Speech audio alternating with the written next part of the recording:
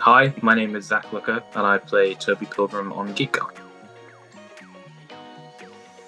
So I guess the first question that I have for you is, what did you know about Geek Girl before you auditioned? I was aware of the books, and it's actually been really interesting talking to some people that I knew from school or some people kind of around my age and mentioning that I did the show to them and just seeing them light up because they read the books and they were fans of books when they first came out.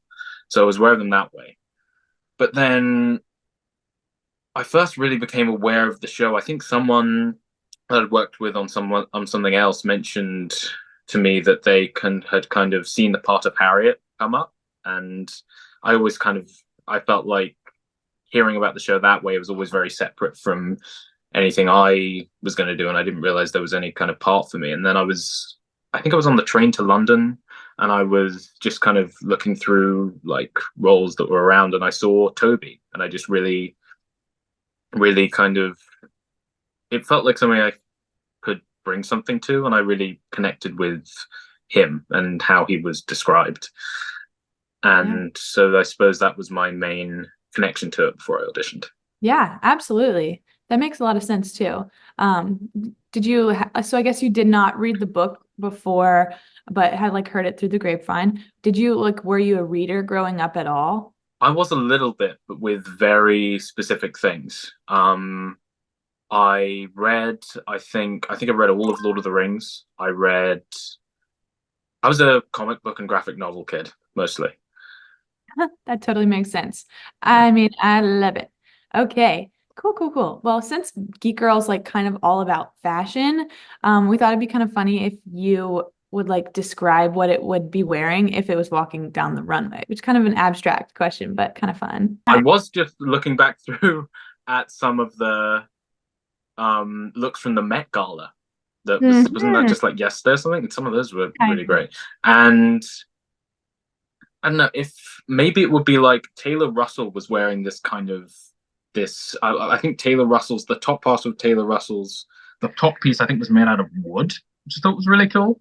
And Oh, then and Eddie Redmayne was wearing this kind of longer coat that was also partially see-through, and I think it was some kind of charcoal paint like that was imposed onto like a more kind of plasticky outer coat, which is really cool. So if I could combine those two things, then I mean yeah, that would be something that I would think was cool. No idea if it has anything to do with the show that we're talking about, but it's right. interesting. And I suppose to describe the show a little bit, if something could represent, I think growing up and coming into yourself and coming into confidence, then probably something like that. Plus, even though it's like incredibly well done, both Emily, who played the lead Harriet, and Manny were both wearing incredible wigs. So there'd probably be a wig in there somewhere. Okay, well, you played Toby, and what we were wondering, like, what is your favorite thing about your character? And do you guys have like anything in common? I think my favorite thing about Toby is that he's very thoughtful, and I think the maybe one of the things that he struggles with sometimes, and something that maybe could be explored later on, is that that's kind of a double-edged sword in a lot of ways. I think, especially for him, in a way that I suppose I've found sometimes, where he kind of,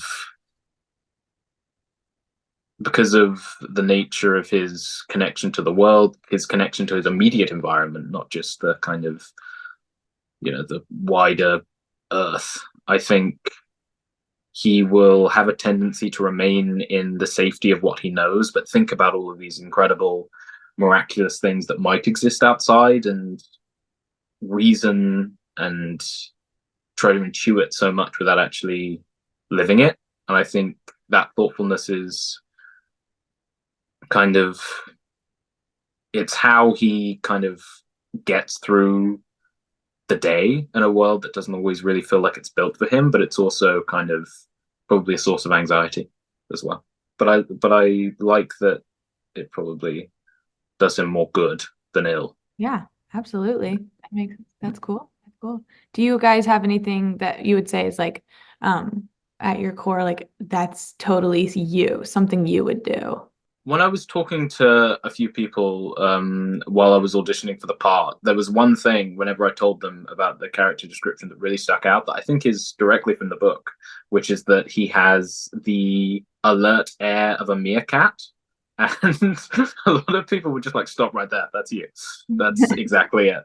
And who's to say whether that's, I'm going to take it as a compliment, but I don't know. And and that kind of realization was a bit of a, it was a bit of a, I suppose, sobering moment, I guess, but also a very humbling moment where I was at the read through, and that was the first time I met pretty much everyone on the cast.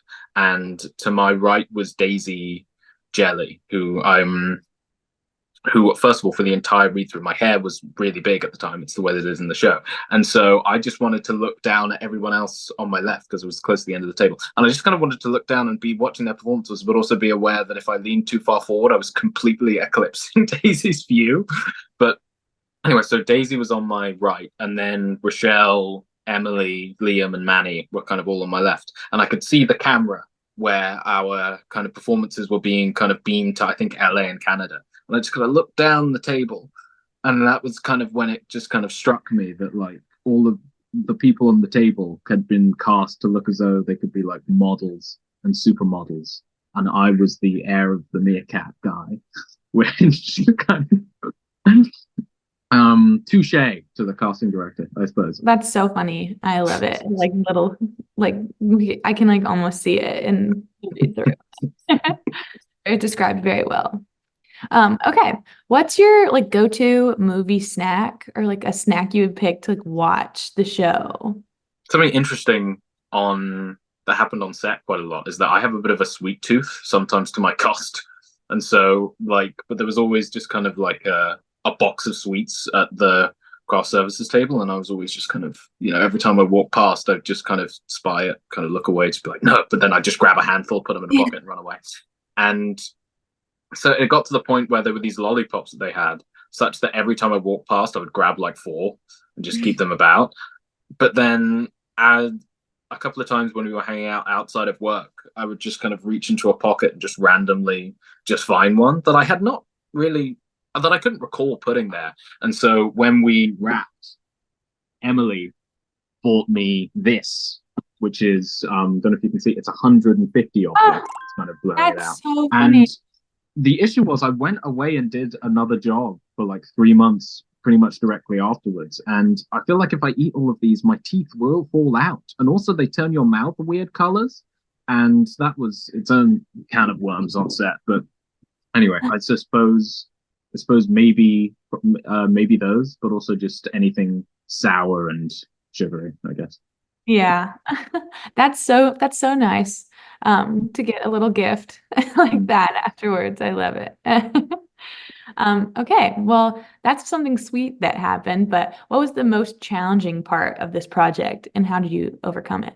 I had a lot of independence when it came to finding the part and finding Toby and where he fit into the larger story, and also his connection with Harriet. And so there was a certain amount of nerves that came along with that, because it felt like this whole part of this show and part of this book that so many people really care about was kind of like was in my hands. But also kind of getting over that anxiety, I just realized I could just have like loads of fun and just do whatever I wanted with it, and that I was going to be supported, which was really great.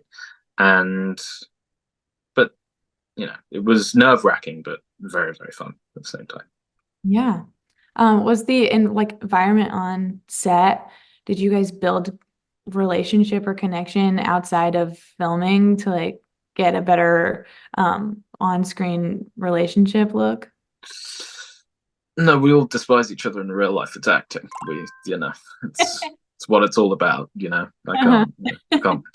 can't stand those people. Exactly. I can't be sure these lollipops aren't poisoned. That's why I haven't eaten them. I mean, Yeah, exactly. enemies around every corner on that set. But I mean, you always end up bonding with people just because there's so much waiting around, and if you don't kind of talk and get to know each other, then you're literally just sitting in silence. And it was a really it's really striking how lucky we were to have such a great cast. And I'm always kind of a bit worried that I won't fit in with kind of other actors or the rest of the room. But I was really, really pleasantly surprised to find that everyone was really lovely, and I'm really good friends now with a lot of them as well. And I think once we all went to dinner the first time we met after the read through, and then we just did a couple of things like that throughout. Just Yeah. Oh, always good to like be friends and hang, be a good hang set, I think. So, what's one thing that you would say that you learned from your fellow castmates that you plan to take on with you in your career? there's a certain relaxation to how they work, which I kind of never find. I feel like I'm doing so much work most of the time when I'm on set, but kind of off camera, just kind of relax and kind of focus and stay calm and not kind of get too much in my head. And obviously that kind of comes with the territory, and like so many actors find issues with that. But I just found that so many of the people that I was working with had just kind of a calm grace to them, where it felt like even times where we were up against it, where we were running out of time, there was a calm to the people, which made the process a hell of a lot easier. And it's something that I hope I can contribute to other sets that I work on going forward, hopefully. Yeah, absolutely. If everybody's kind of like very like a little anxious and like kind of putting that energy out, I feel like it's always hard to overcome that. So that's good that it was very somewhat peaceful of a environment. I love. Was there anything funny that like happened off camera that you're like able to share? Ooh, there was a couple of things. I don't know about off camera, but we shot a lot of stuff kind of very, very strangely out of sequence. Like the first thing that I shot was my last scene in the whole show in episode 10. And then like the second thing that I shot was one of the first scenes that I had to do.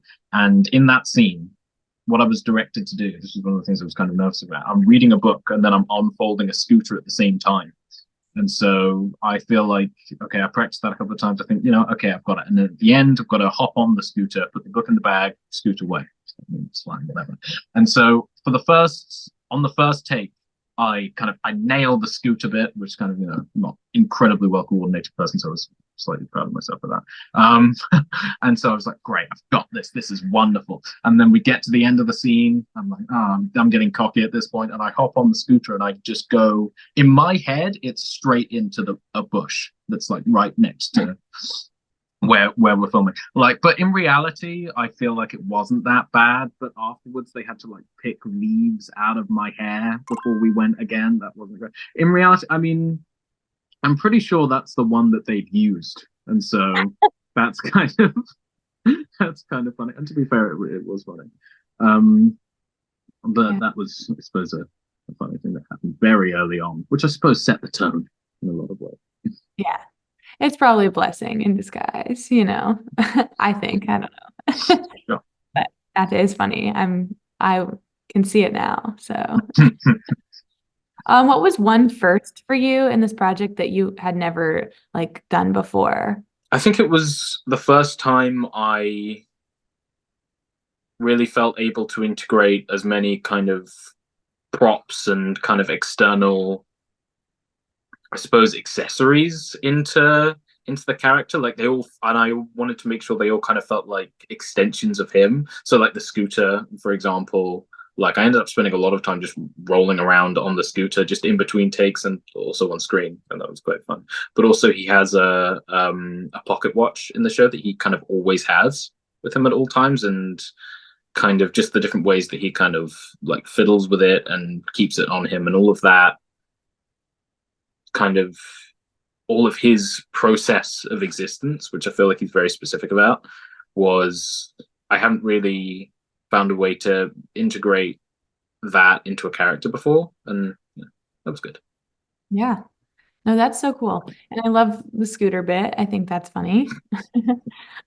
You can always get better at scootering around because that's a lifelong skill that you can That's take true. with you.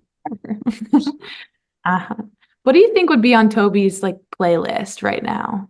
I think Toby connects to music through soundtrack in a lot of ways. I think that he'll connect to a song because it was kind of in one very specific part of the movie that he loves. I think one song in particular is "In the Flesh" by Pink Floyd, which is at the very beginning of The Wall. But and by the way, not in the flesh, in the flesh, because there's two different "In the Fleshes" on that album. One of them has a question mark at the end, and that's the one I'm talking about. So it's not in the flesh; it's in the flesh. Okay. The intonation is very important.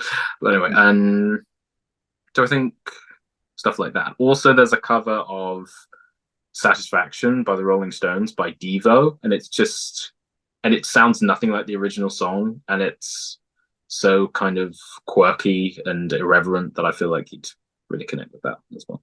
Yeah. I love Devo. I think that they're so Mm, funny. So that's a good pick. And Pink Floyd seems like a good pick too. So and thanks for doing the clarification. Appreciate that. sure thing. Okay, we got a couple more little questions and then kind of a little rapid fire, and then we'll be good to go. But we were wondering if you got a chance to speak with the author of the book, Holly Smale, about like how to play Toby or any of that, or if you just like got any like nuggets of wisdom from her. I think again, one of the things that I was really grateful for from Holly was that I had a lot of free reign to create my own interpretation.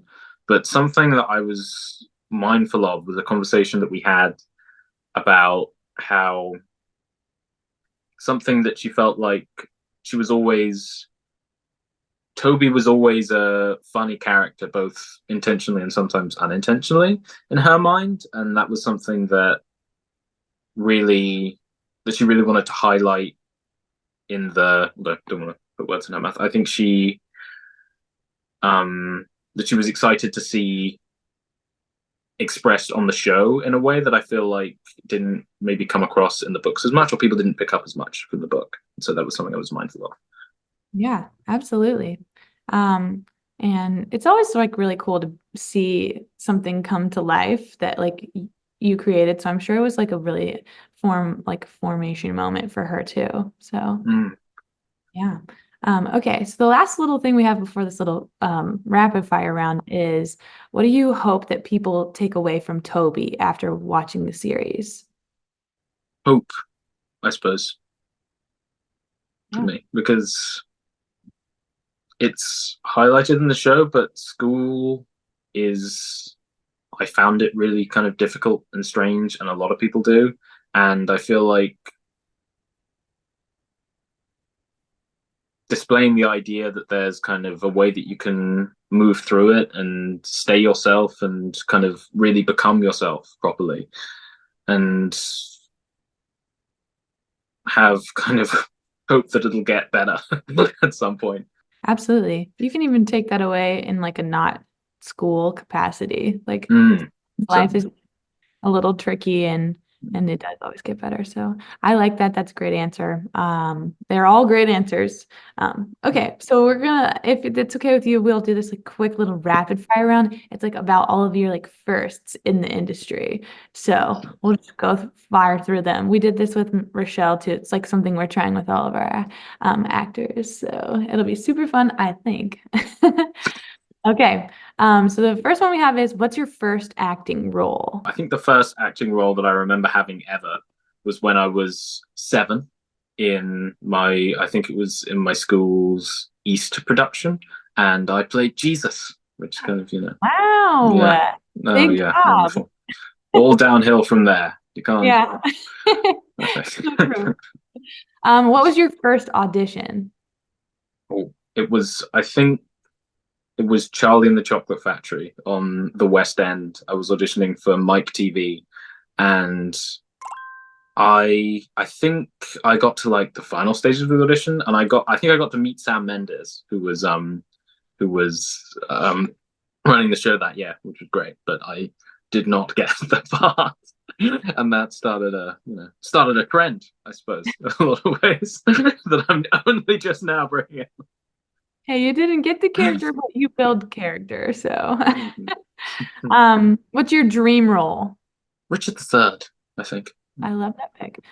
What was your first day on set like? My first day on set was for I think Walker's commercial. I think you guys call it Lay's, Uh-huh. and that was mostly again, it was like mostly waiting around. I think I got there quite early in the morning and was just kind of waiting around for about 7 hours, and then I spent about 40 minutes on set, during which time, like, I think something that you realize, something that I realized in that environment quite early on, is that often when they're kind of running against the clock and like, as long as you know your lines, you're the kind of least important thing going on. And so I was just standing on my mark, just like, was that okay? And they were like, yeah, sure, that's fine, Zach. Can we move that wall? And then they just pick up the wall and they just move it behind me. I'm just, you know, so there was Yeah. some chaos in that, but it was okay.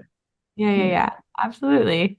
Have you had a first on-screen kiss? I had. That was on one of the really early things I did. It was a long time ago, 5 years ago. It was for a music video I did for an artist called Minute Taker. Very fascinating. Okay. First time you had to cry on cue. I have yet to have to cry on cue for anything. Okay. Okay. Well, we'll hold out for that. Maybe one day. Yeah. And then the last one is the first movie or TV show that inspired you to become an actor. I don't know if there was any one thing. I think it was just kind of so, but I don't know if it was a movie or TV show, but a local museum. Yeah, there would always be every summer open air productions of like a Shakespeare play, and I remember going to see those with my family and just I found those really inspiring and interesting. We were seeing those from when I was like 5 or 6 years old, and even though like there were some parts of the language that I think I was too young to fully process, just seeing actors like just really just committing to it wholeheartedly and displaying such joy in the work was kind of, I think, very formative. Yeah, absolutely. Absolutely. Oh my goodness. Well, thank you so much for all these beautiful, beautiful answers. Sure, Uh, thank you. so much fun, and we're looking forward to Geek Girl coming out. I'm Zac Looker, and Geek Girl premieres on Netflix worldwide on May 30th. And subscribe to Young Entertainment.